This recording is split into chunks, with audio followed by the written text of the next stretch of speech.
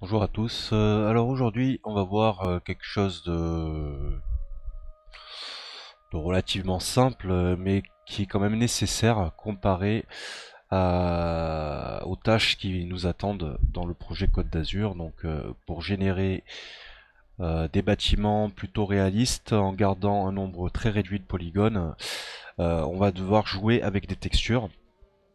Et pour donner un peu plus de réalisme à nos bâtiments, au niveau du rez-de-chaussée, on va y ajouter des boutiques. Donc je vous montre une image dont je vais me servir pour augmenter le niveau de détail de mes textures, parce que pour l'instant on n'a que des façades d'immeubles. Le problème, c'est comme on va faire ces bâtiments pour un jeu de voiture, que les voitures seront au niveau de la route, il va falloir sur nos façades d'immeubles ajouter du détail, des portes d'entrée, enfin des magasins, des restaurants, ce genre de choses. Donc voilà, j'ai récupéré quelques photos aujourd'hui sur le site texture.com. Par contre, comme on va devoir, à partir de ces photos, générer plusieurs textures, donc une roughness, une métallique, une normal map, une bump map, on va devoir faire un peu d'organisation. Donc voilà comment je vais m'y prendre. J'ai quitté le fichier. Donc voilà comment je m'y prends. D'abord, j'ai téléchargé mes photos, je les ai mis dans un répertoire où se trouvent toutes mes textures de bâtiment, et je vais devoir créer un fichier par photo, parce que dans chaque fichier euh, vous allez avoir donc différentes textures. Donc on a la diffusion ou la photo de base, et ensuite donc on va générer à partir de ces photos donc les quatre autres textures qui nous manquent. Et du coup, c'est au niveau de cette organisation là que je voulais faire cette petite vidéo. Donc tout simplement, j'ai renommé mes photos de la façon la plus simple du monde, et pour pas me prendre la tête, et pour que ce soit cohérent, voilà, je reviens ici en renommant ma photo, je viens copier son nom, je fais un nouveau dossier que je nomme en collant son nom, et je fais glisser ma photo dedans. Comme ça, mon fichier s'organise automatiquement, et c'est plutôt rapide comme méthode de gestion de fichier. Et au moins tout est nommé pareil. Donc bah voilà, on continue. Je vais vous mettre en pause. Donc ça c'est l'avantage de faire des vidéos avec un enregistrement. Donc voilà, je vous mets en pause l'enregistrement. On reprendra quand j'aurai fini ma gestion de fichier. Et on va voir ce qu'il faut faire pour générer une normale propre. La bump map, la roughness, ainsi de suite. Et après les... Donc voilà, j'ai viens de finir l'organisation de mon fichier. Donc voilà à quoi ça ressemble. C'est beaucoup plus propre, beaucoup plus clair, et ça va nous faciliter la tâche dans la gestion de nos textures. Donc on va venir l'ouvrir tout simplement avec Paint.net. On va créer un nouveau calque. Ici, on va faire comme hier, on va créer des zones. Non, je sais pas si... Non, on peut pas faire de sélection multiple, et ça c'est un peu dommage dans Paint.net. Donc je suis obligé de faire comme ça. Ah d'accord, le raccourci c'est S, et là le raccourci c'est F. S et F. Donc on va passer comme ça. Donc j'ai bien les macros, ça c'est bien, et F pour peindre. Voilà, S. Voilà, maintenant je le sais, ça va aller beaucoup plus vite.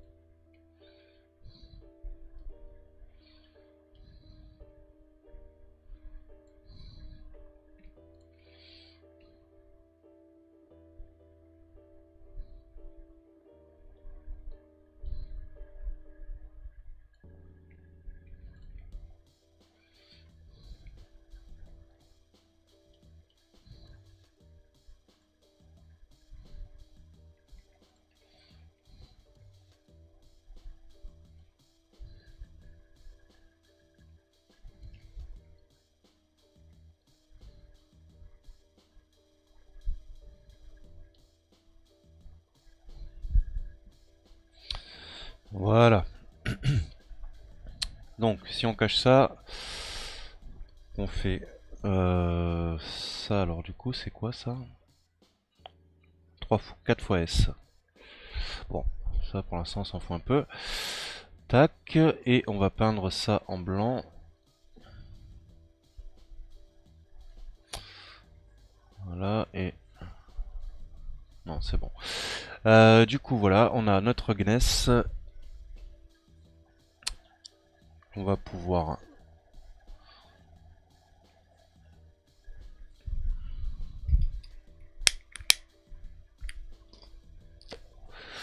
enregistrer sous PNG. Alors... Voilà, c'est mieux. Ça, je peux avoir mon nom. Underscore, on a dit Rugness.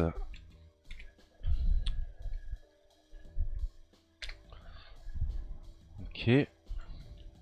Aplatir. CTRL Z. Ici, on vient inverser sur la totalité de l'image les couleurs. Et on a notre métallique.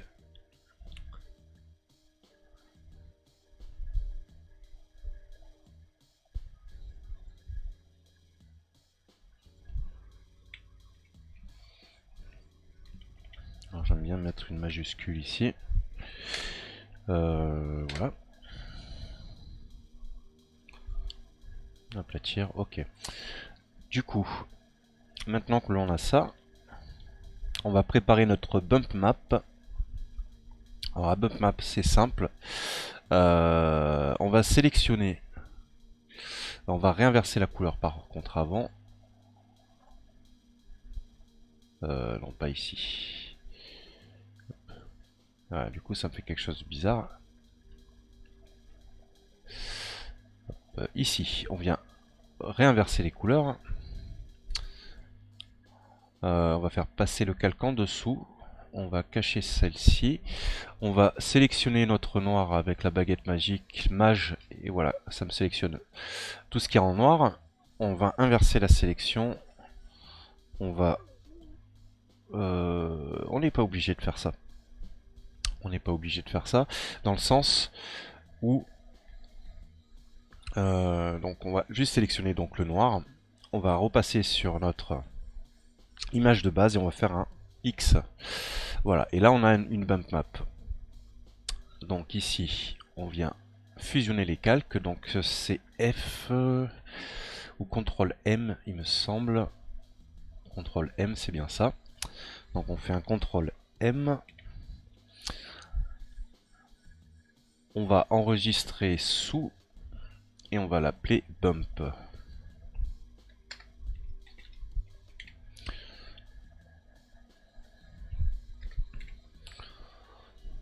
On est OK, enregistré.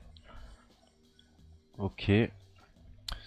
On est bien. Maintenant, on va prendre notre bump. On va l'ouvrir avec Krita.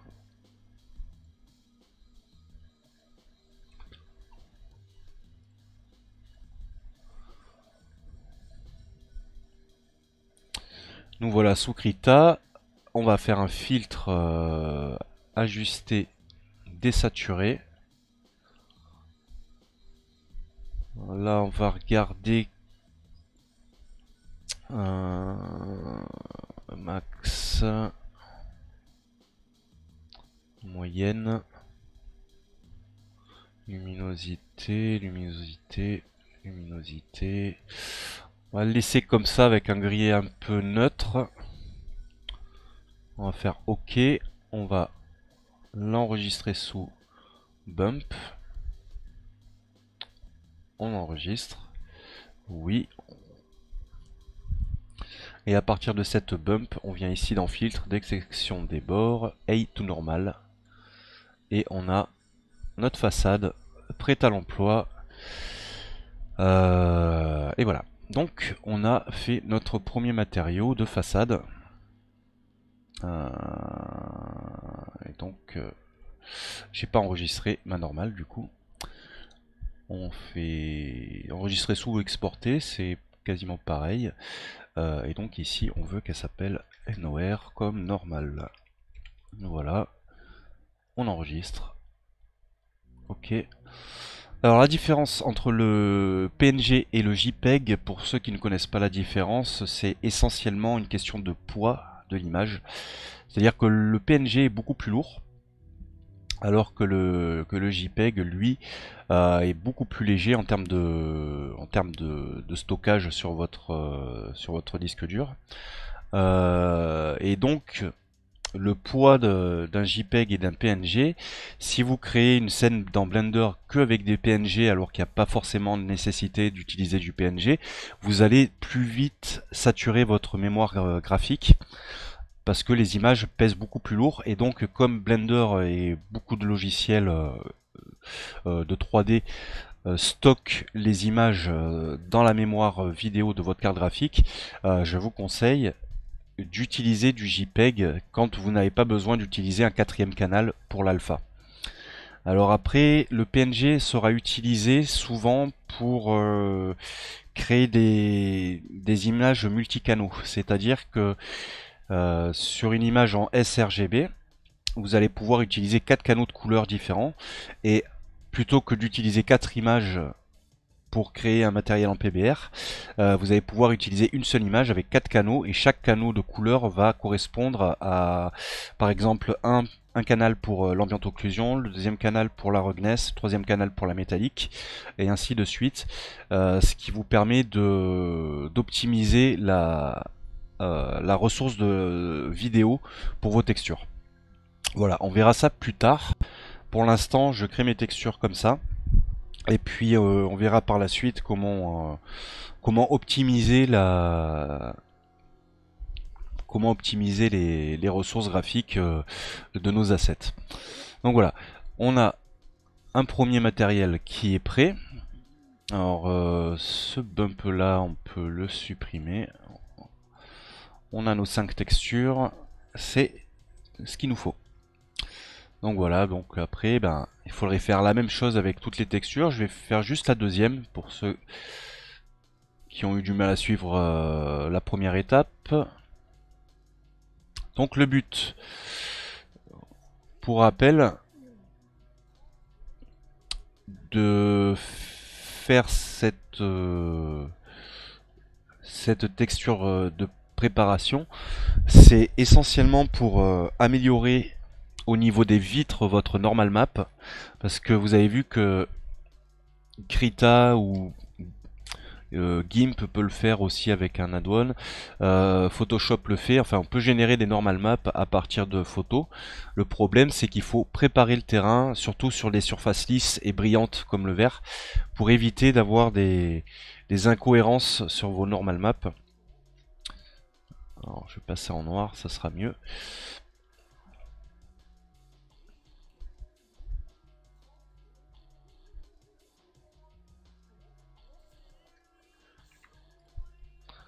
Alors, du coup, c'est celui-là qui va me poser un peu plus de problèmes parce que nous, ce que l'on veut, c'est que on distingue bien la poignée en relief.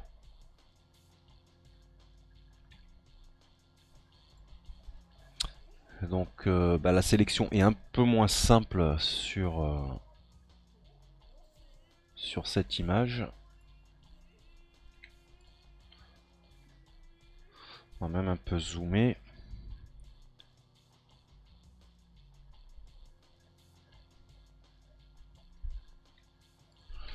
Là, j'en ai oublié un petit bout.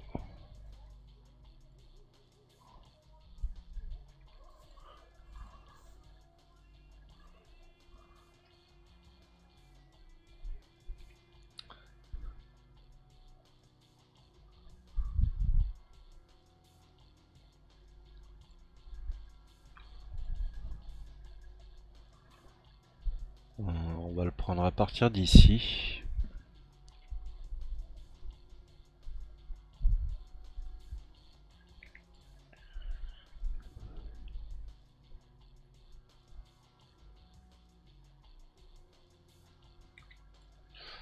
Voilà. On a fait le plus dur, c'est-à-dire le découpage de nos poignées.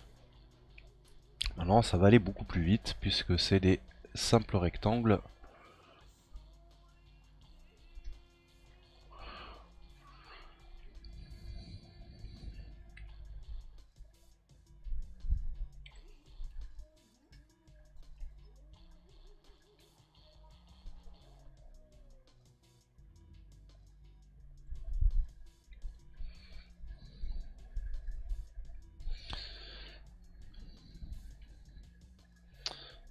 je commence à comprendre les raccourcis pour changer d'outil. Donc le S en fait c'est sélection et apparemment on peut choisir. Donc en fait voilà la logique c'est ici on a S une fois pour le rectangle, S deux fois pour le cercle, trois fois pour en ellipse et quatre fois pour la baguette magique. Donc c'est bon à savoir. C'est plutôt pratique d'ailleurs. Ça rappelle un peu le fonctionnement de Blender avec le système de A pour sélectionner, tout sélectionner, enfin pour tout sélectionner ou tout désélectionner.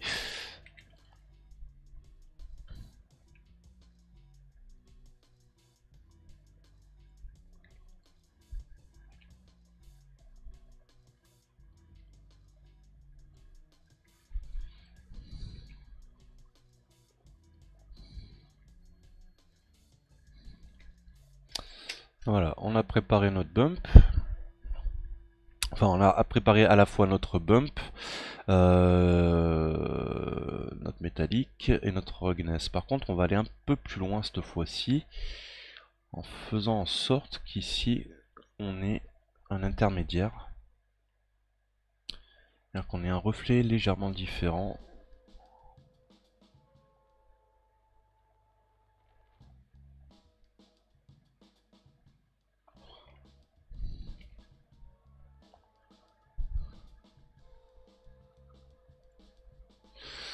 Pour ça, on va utiliser un gris. Alors 4 fois 1, 2, 3, 4. Voilà.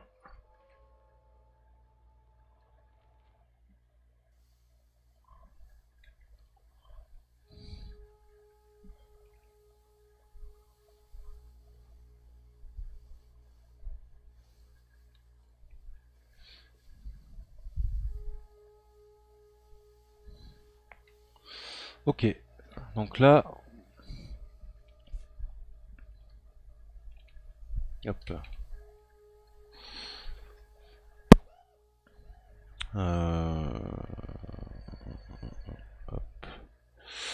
Ok, on va faire notre sélection au pinceau, enfin la baguette magique, voilà. On va peindre ça en blanc. Et voilà, et ça ira bien pour notre roughness.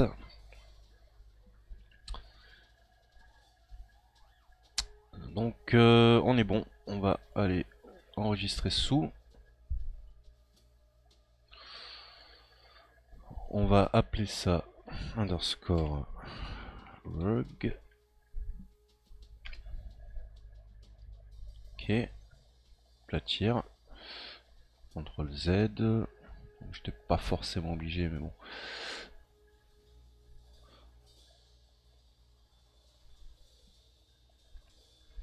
Voilà, tout sélectionner avant, ajustement, inverser les couleurs.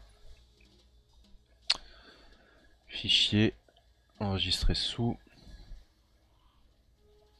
métallique.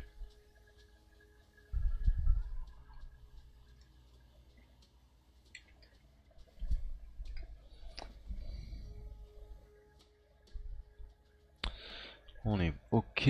Ensuite, CTRL Z, une fois. On est bien sur la roughness. Alors du coup, pour la roughness ici, on va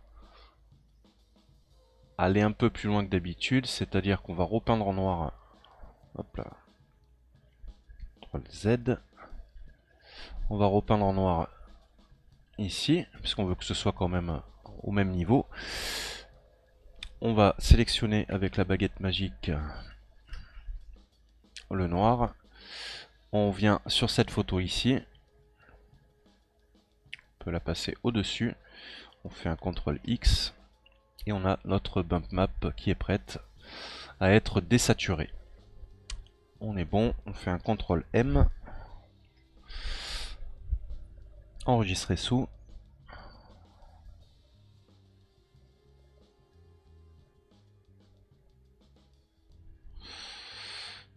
l'appeler bump.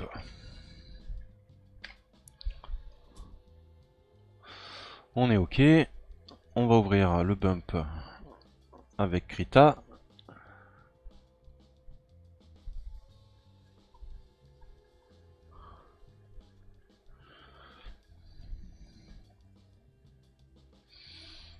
Et voilà, notre image est prête à être désaturée, donc filtre, ajuster, désaturer. Alors là, on a plusieurs options.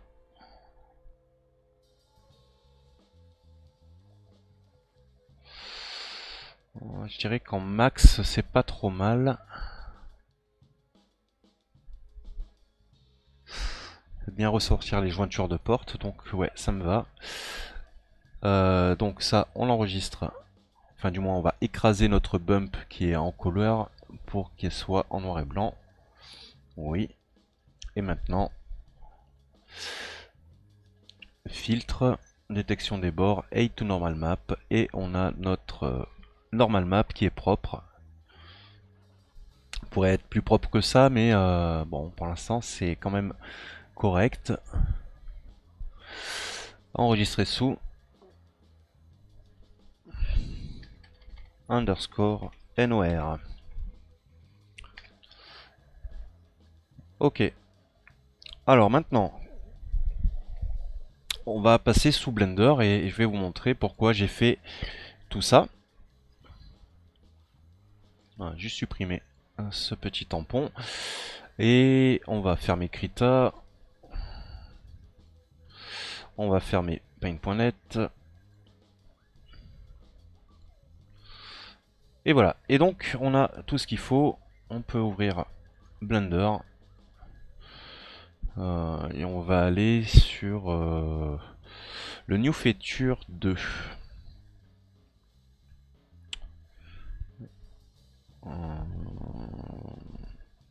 On va se faire ce bâtiment là.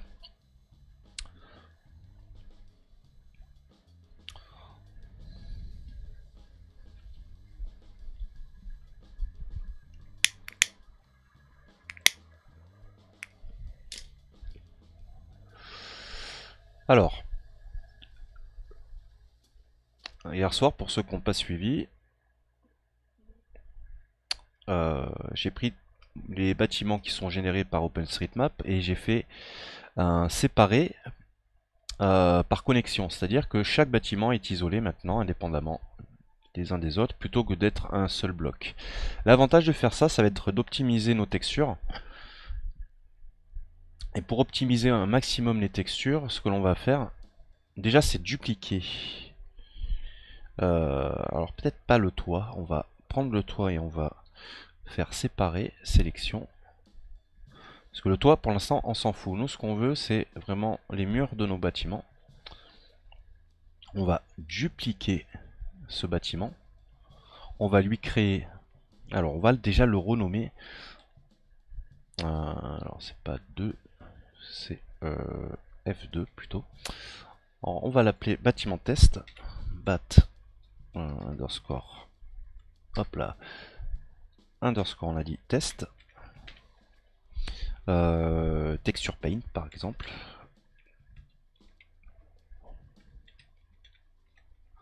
Ok.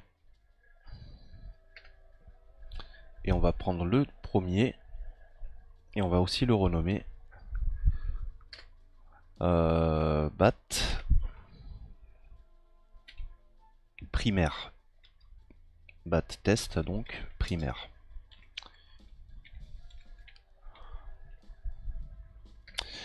Donc pourquoi j'ai deux bâtiments, pourquoi deux noms différents? C'est simple, ce bâtiment là a une texture qui est générée. Notre deuxième bâtiment, donc le texture paint, lui, on va supprimer tous les matériaux et on va en créer un nouveau qui s'appelle bat, qui va s'appeler, hop là, bat test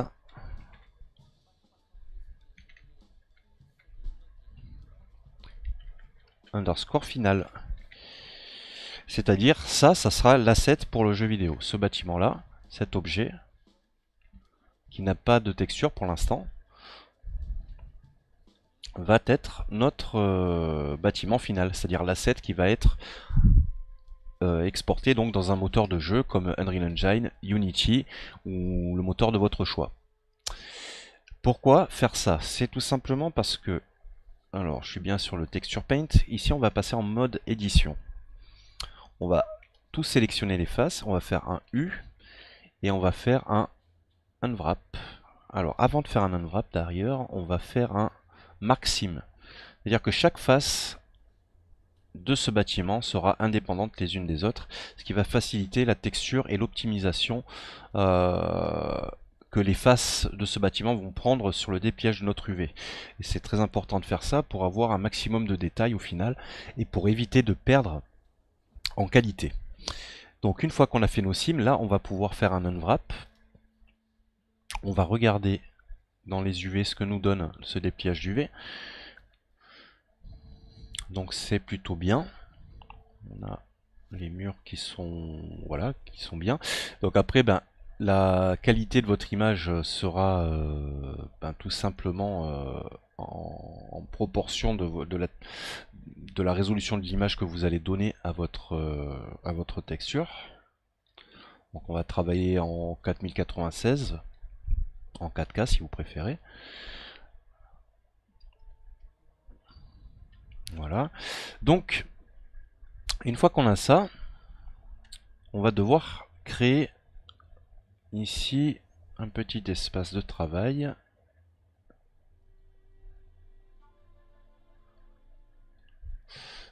Donc ici le fichier on s'en fout, on va aller dans le Bake Node Editor qui est un plugin payant mais qui va vous faire gagner énormément de temps. Donc ma target c'est le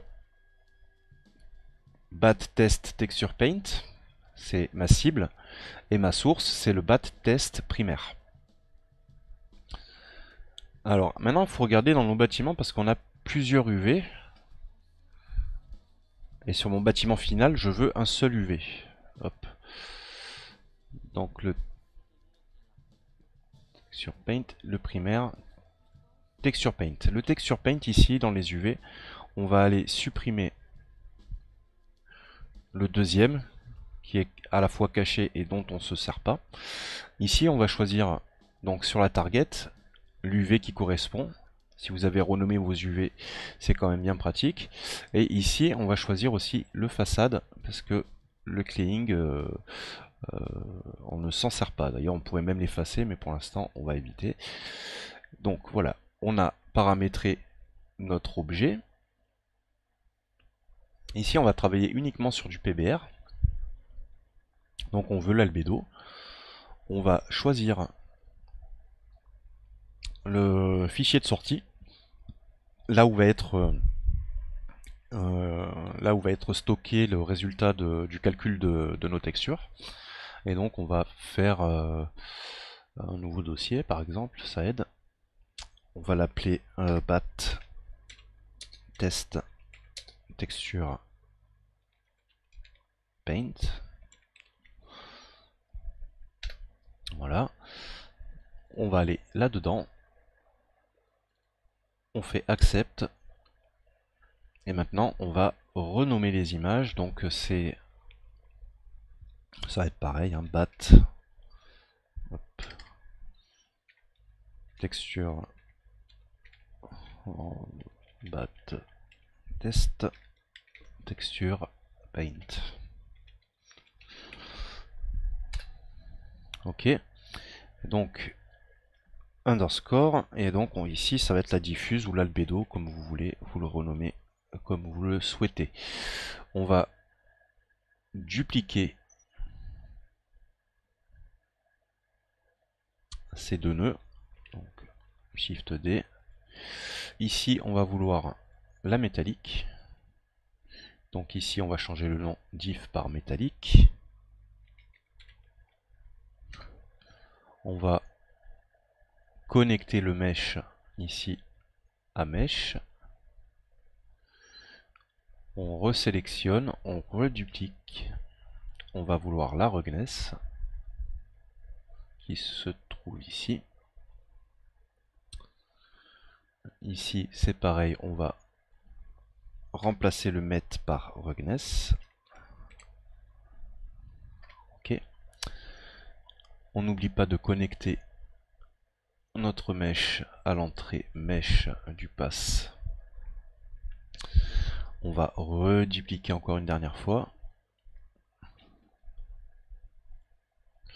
Je vais remettre de la musique pour éviter, voilà, que mon casque se coupe. Voilà, il n'est pas coupé pour l'instant, c'est très bien.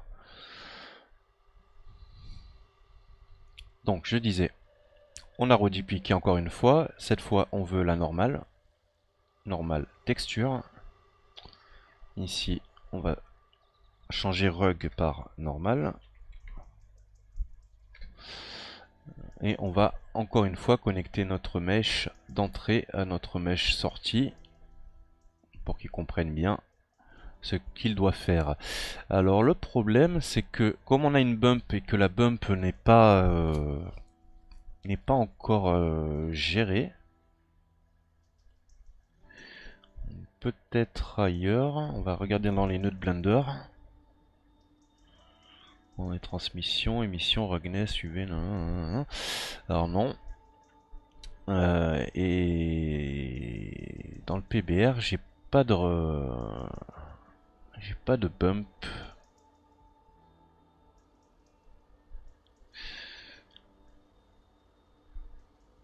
Alors, peut-être essayer de le mettre dans le clear coat. Parce que le clear coat, j'ai bien un nœud de sortie. Alors, je vais aller dans le primaire. Je vais récupérer le matériau. Et donc, je vais connecter ma bump ici. Donc, je déconnecte et je le mets dans le clear coat normal. Voilà.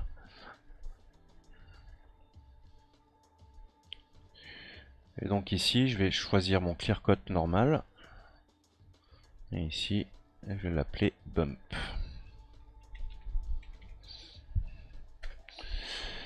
On est d'accord. On n'oublie pas de connecter notre mèche à mèche. Alors ici, on a un nœud très intéressant qui s'appelle dans Bake. On a le Batch Bake, ce qui nous permet de tout connecter les bakes ici.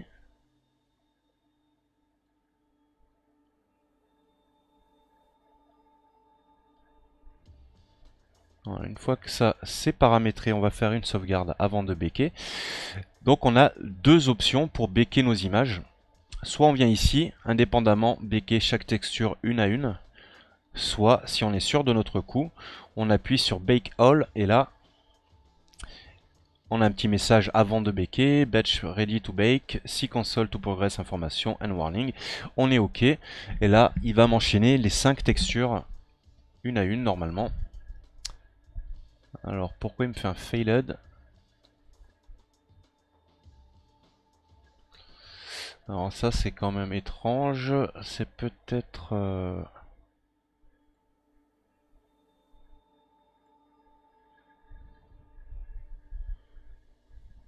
c'est assez étrange. Je vois pas ce qui vient l'emmerder.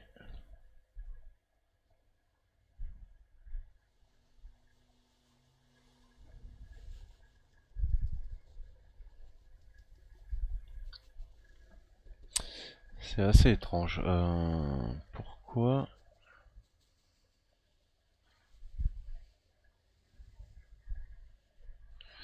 Peut-être que le clear coat, ça va pas le... Alors, on va essayer sur l'émission, tiens. On va le mettre en émission, lui. Hop. Tout ici, voilà.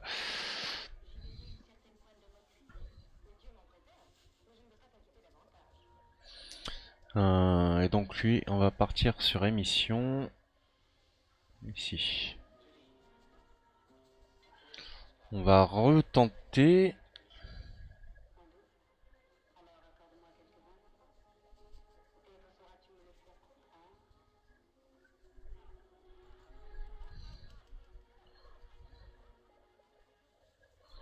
On va peut-être connecter ça. Peut-être ça qui m'en...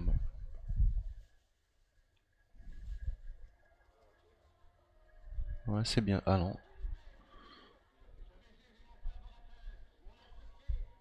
Ah, c'est quand même étrange ça. Alors, on va les faire une à une, hein, tant pis. On va voir un peu où ça bloque.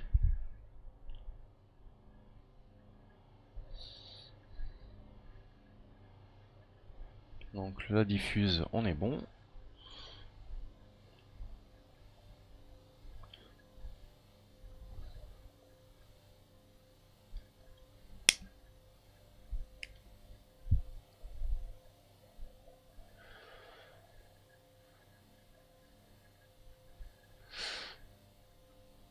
La métallique, c'est bon.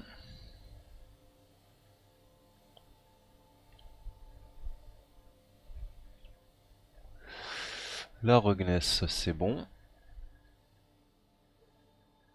La normale.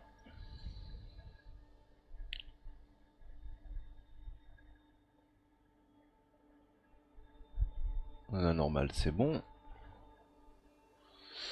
Et la bump, donc en passant par le canal d'émission, parce qu'on n'a pas encore de nœud de bump. Et on est bon aussi, donc je comprends pas pourquoi il a pas voulu me faire un bake all. Quand même assez étrange. On va voir le résultat. On va passer par ici. Hop, on va remonter ici. C'était dans A7. Dans map. Il me semble que c'est là-dedans. Non, alors c'est où que je les ai mis?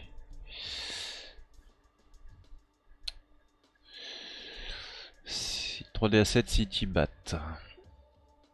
3D-A7 City. Hop, et Bat Test Texture Paint. Et voilà nos textures.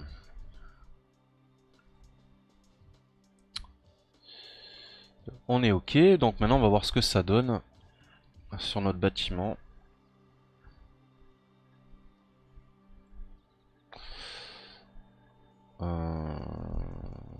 Ok, on va l'isoler. Hop. On a bien notre shader qui est prêt à recevoir nos UV. Donc ici, on va déjà y mettre un input UV map. Façade. Et là, on peut faire glisser nos textures sans problème.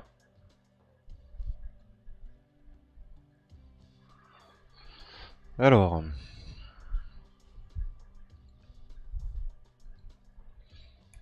on va mettre la bump ici, la diffuse, la métallique, la normale, la roughness, métallique, diffuse, roughness, normale en bas et la bump ici, le vector bump.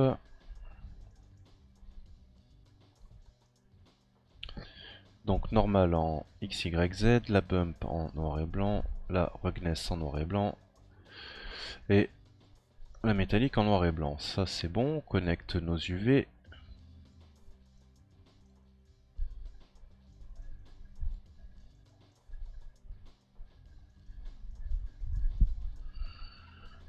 On connecte la bump au IMAP, la normale à la normale. On va déconnecter ça pour le moment. Histoire qu'il ne calcule pas à chaque fois que je connecte un nœud le shader, qu'il me le calcule une fois pour toutes. Et là, on peut le connecter. Et voilà ce que nous donne la texture finie. Donc on a perdu un peu en qualité, on pourrait augmenter la résolution de notre photo de sortie, parce que là j'ai pris le format par défaut, donc c'est du 2K. Si vous voulez plus de détails, on pourrait calculer les images en 4K, mais pour l'instant ça va très bien. Enfin, Pour l'instant, je dis bien pour l'instant. Donc maintenant, si on va passer en Texture Paint, on va passer ici en Texture Paint. Voilà. Alors l'avantage, si je dis pas de bêtises, c'est que voilà, en Texture Paint, on peut isoler les zones que l'on veut peindre pour ne pas peindre au-dessus de notre texture. Et ça, c'est assez important dans le sens où on veut pas déborder sur notre texture qui est plutôt propre. Nous, ce que l'on veut, c'est peindre le bas du bâtiment avec de nouvelles textures en PBR, parce qu'on a déjà créé nos textures en PBR. Donc, on vient ici dans la barre outils, Tool, dans les options, peut-être pas, parce qu'on est en Edit mode. Ici, on vient sélectionner uniquement les faces, donc il nous met en blanc ce que l'on ne peut pas peindre et en surbrillance ce que l'on va pouvoir peindre. Alors maintenant, il va falloir aller ici, faire une nouvelle texture, Open, et là on va aller choisir, hop, le fichier boutique. Il va se trouver là-dedans d'ailleurs.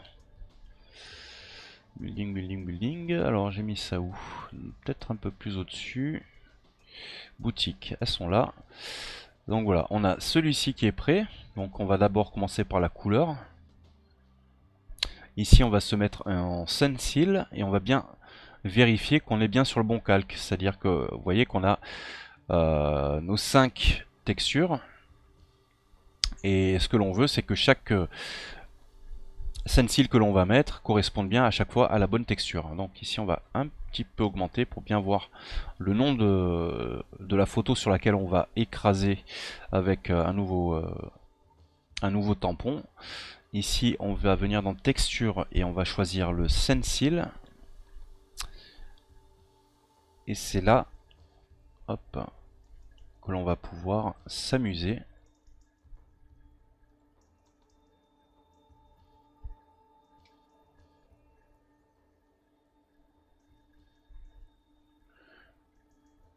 Et peindre notre texture là où il faut. Alors une fois qu'on a fait ça, on ne touche plus à notre stencil et ici on va changer de texture. Alors on va d'abord aller ici.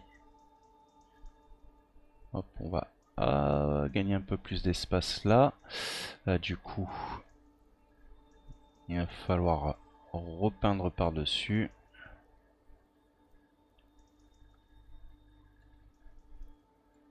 On va le faire comme ça. Voilà, là on ne touche plus à notre stencil et ici dans image on fait save image. Voilà.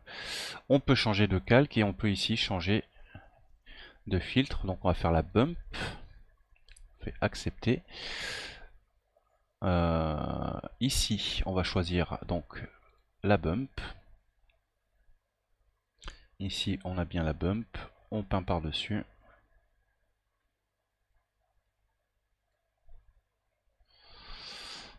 Est-ce que mon stencil c'est le bon? Oui, c'est bon.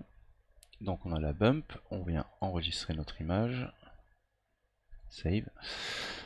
On va choisir la métallique par exemple. Donc on vient ici, on choisit la métallique. On vient évidemment changer de calque pour prendre le calque de la métallique. On peint, on enregistre. On vient choisir la roughness. On vient choisir ici le calque de roughness. On peint. On enregistre. Là il nous reste le calque des normales. Hop. Et on vient ici sur la normale et on peint.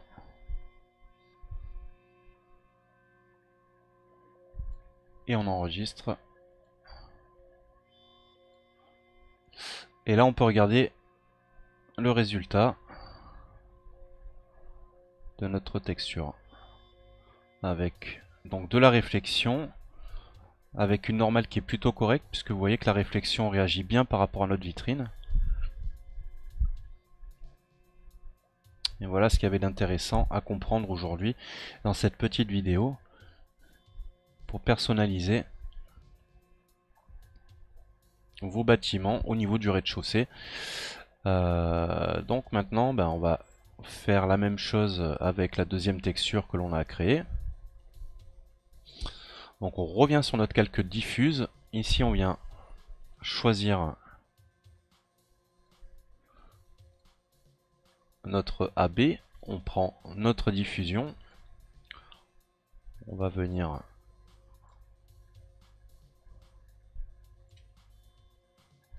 ici.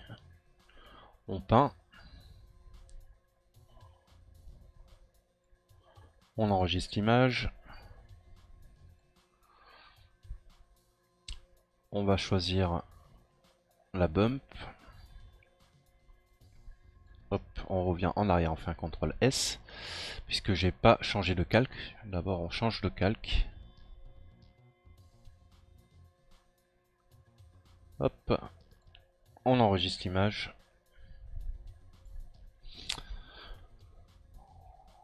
On va prendre la métallique. On se met sur le canal métallique. On peint. On enregistre.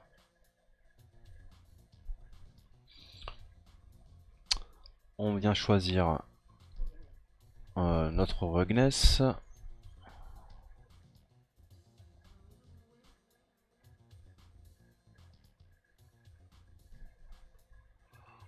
On enregistre.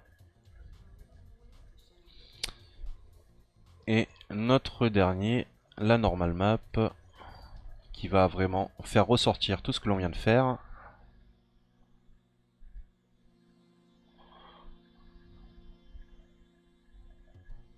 Et on sauvegarde et on peut regarder le résultat qui marche plutôt bien.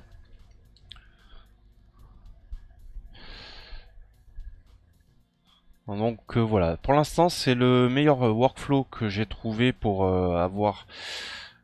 pour ce type de travail en ce qui concerne la création de ville. Donc pour rappel, je fais ces bâtiments pour un jeu de voiture, donc il n'est pas forcément nécessaire d'avoir énormément de détails vu qu'on va passer très très vite devant, mais il faut quand même qu'on ait un maximum de réalisme, surtout au niveau des reflets, au niveau des normal maps. Donc voilà. Donc après, ce que l'on pourrait faire pour ajouter un peu plus de détails à ce bâtiment, c'est créer un boudin, plutôt créer un appendice de ce bâtiment qui vient séparer ces deux régions, donc la région du rez-de-chaussée et la région des immeubles,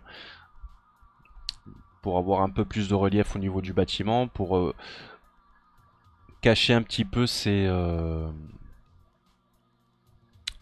points de jonction entre ces deux textures. Mais voilà ce que donne ce petit travail de texture. Donc après, comme je vous ai dit, si vous voulez augmenter la qualité de la texture, il faudrait béquer vos textures avec une résolution un peu plus importante, parce que là on est en 2048. On pourrait doubler le nombre de pixels des photos pour avoir des textures beaucoup plus détaillées, avec un phénomène de pixelisation qui sera amoindri.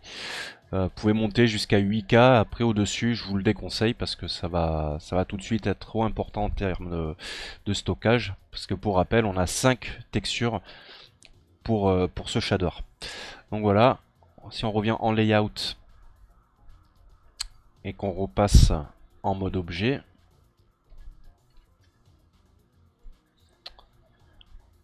alors bien évidemment, il faudrait retravailler le sol. On va alors c'est pas le primaire, voilà, c'est le texture paint que l'on veut isoler. Mais voilà ce que donne ce bâtiment avec ces textures de façade.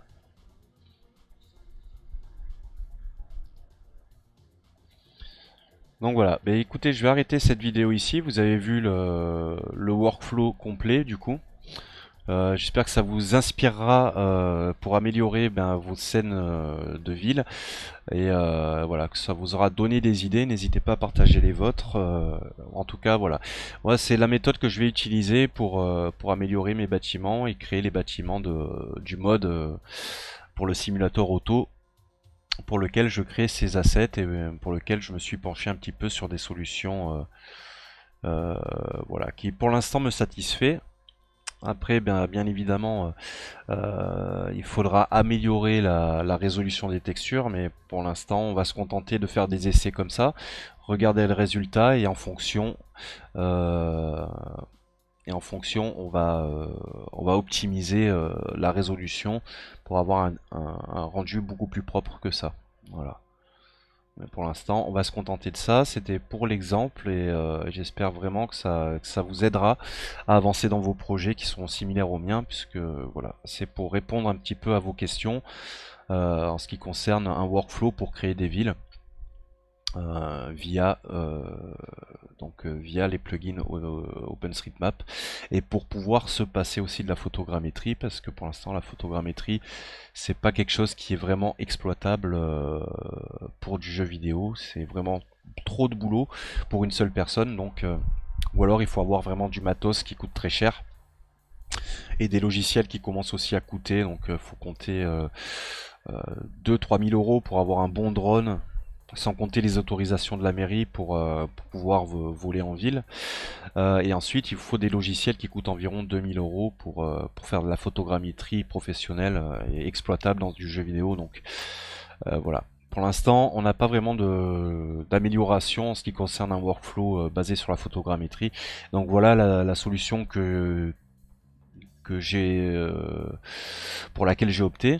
Voilà, c'est pas parfait, ça fait un peu ancienne génération, mais voilà. Après, rien ne vous empêche de remodéliser par-dessus vos portes d'entrée pour donner un peu plus de relief à vos bâtiments, si vraiment c'est nécessaire. Si par exemple vous faites un jeu, un FPS ou quoi que ce soit de ce genre.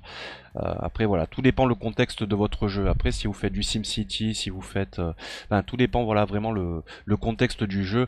L'angle de caméra dans votre jeu va changer vraiment votre approche de la création de votre asset.